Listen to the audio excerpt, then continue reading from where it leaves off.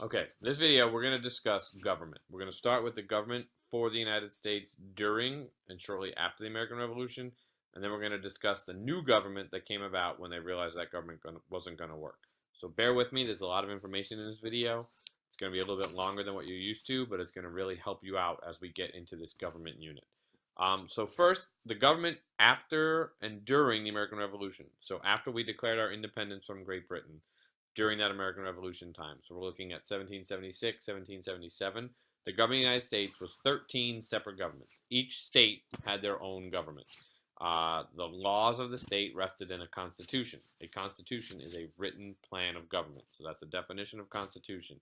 You should know that. Constitution is a written plan of government. So North Carolina had their own constitution, which was their government. New York had their own constitution. Pennsylvania, New Jersey. So there was 13 separate governments within the United States. So that led to some problems as we were trying to establish a national army and fight this war against Great Britain as one united states. So they formed a new government. So after the revolution, 13 states joined together and they established a republic. A republic is any government not controlled by a king or queen. The power is given to the people of a nation. Okay, so in the case of the United States, the power is actually given to the people of the United States. The people are going to decide their government. And if you think about it today, we still have some of those republic ideals. Okay, we vote for our members of the Congress, we vote for our president, we vote for our local officials. So that's how we have a voice in our government and how we are controlling our government. So there is a republic principle in our government today. So the Articles of Confederation is the first government in the United States. Under the Articles, power was divided between the states and the national government. This was a big problem because most of the power went to the state governments. So under the Articles of Confederation, they were afraid of giving too much power to the national government. So they gave a lot of power to the state governments. On the next slide, you're going to see how this became an issue. Okay, so there's one branch of national government, and that's Congress. Each state, doesn't matter how many people live in your state, how big your state is, has one vote in Congress. So there were 13 votes because we have 13 states.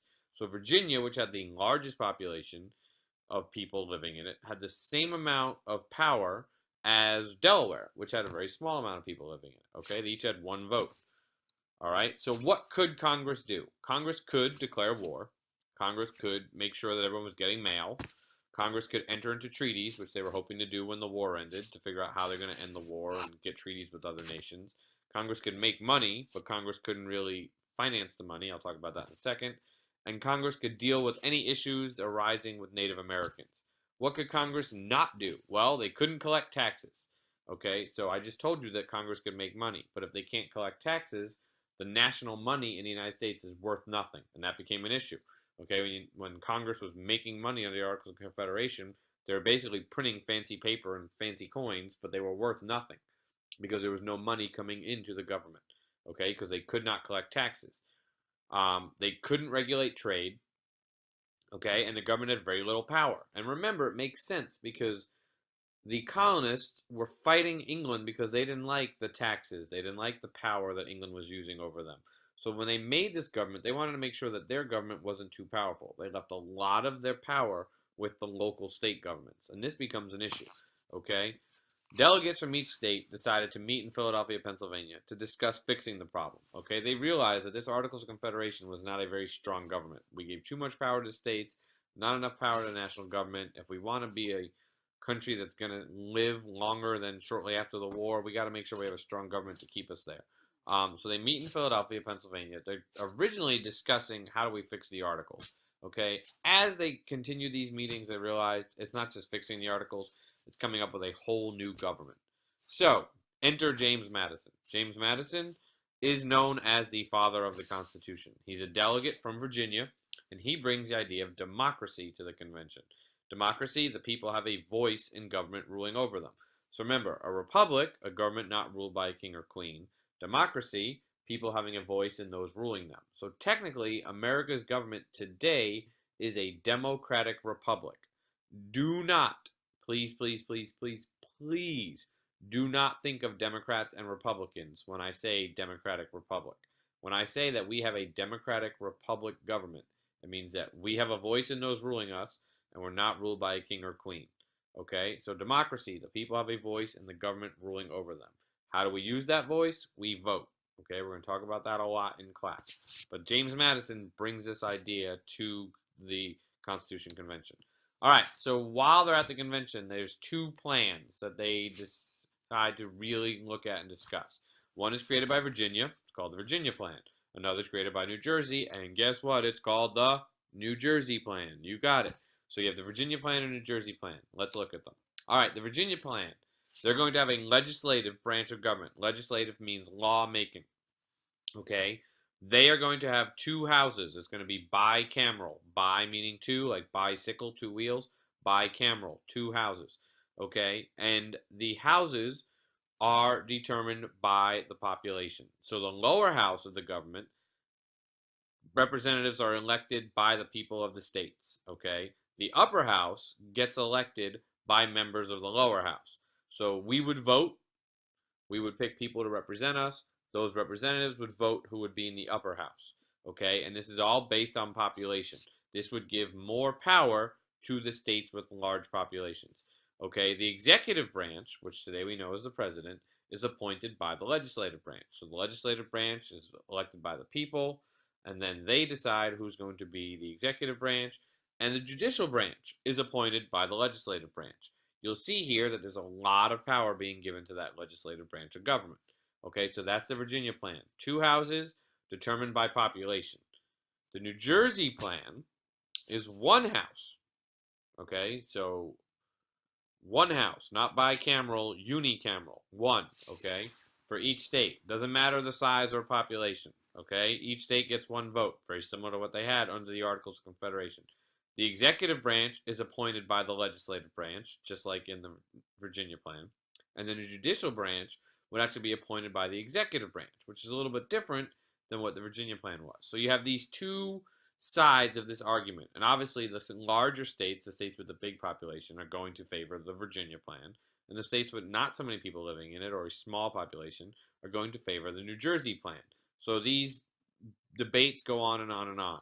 And then enter Connecticut, or we call it the Great Compromise. It's also known as the Connecticut Compromise because the representatives from Connecticut come up with it. They solve the representation issue between the large states and the small states. It's actually a great idea, okay? We're going to have a two-house Congress. We're going to be bicameral like Virginia wants. One house, regardless of your size, you get two representatives. We're going to call that the Senate. So every state, doesn't matter if you're Virginia or Rhode Island, you're going to get two senators. Okay, this is still around today. So Texas, huge state, two senators. Rhode Island, very, very, very small state, two senators. Okay, Florida, two senators. Hawaii, two senators. Doesn't matter what state you are. There are two senators from every state that are elected by the people of the state to work in the Senate. So today, there are 100 senators.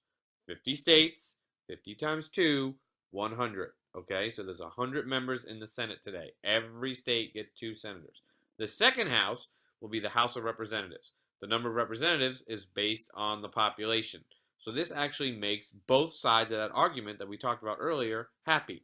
The large states are happy because the House of Representatives gets what they wanted based on population. The small states are happy because it's equal representation. Doesn't matter how big you are, every state's going to get two senators. So this is the Great Compromise, okay? We'll take a little piece of that Virginia plan, we'll take a little piece of the New Jersey plan, we'll smash them together, and boom, we have the Great Compromise, and we've created our legislative branch, okay? The Senate, every state gets how many senators? Two. And the House of Representatives is based on the population of states, okay?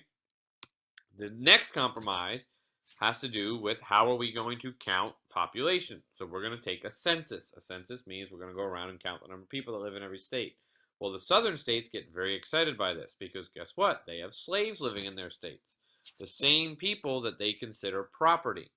Okay, but now they want to count them as citizens because that would increase their number of people in the House of Representatives. The northern states or the non-slave states say, whoa, whoa, whoa, whoa, you want to treat them like property, you shouldn't be able to count them as people. So they compromise once again, and they come up with a 3/5 compromise. Slaves are going to count as 3/5 of a free person. So when you go to a plantation to count the number of people living on that plantation. Every slave you'll say 3/5, 3/5, 3/5, 3/5, 3/5. So if you get 5 slaves, okay, that's actually 3 people. All right? Because you'd have 15 fifths. 15 divided by 5 equals 3. So 5 slaves equals 3 people. Okay, they are 3/5 of a person. So this creates a balance when you're looking at, the numbers of people in the House of Representatives. The southern states and the northern states, or the slave states and non-slave states, are balanced. Okay, they don't get to fully count their slaves.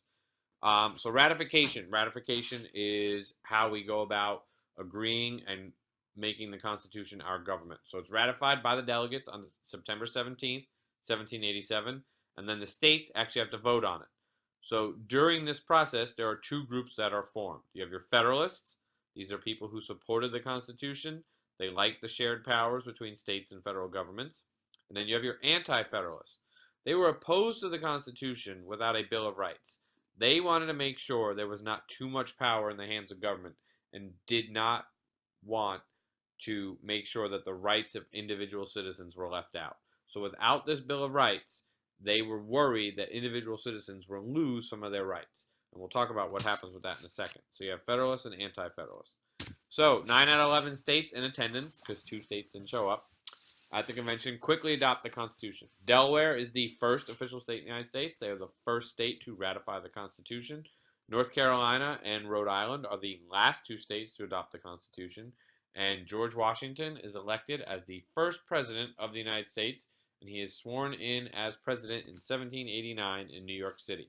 In our next video, we're actually going to look at some specific information from the Constitution, but this gives you an idea of why we have the Constitution as our government. Thank you for hanging in with there.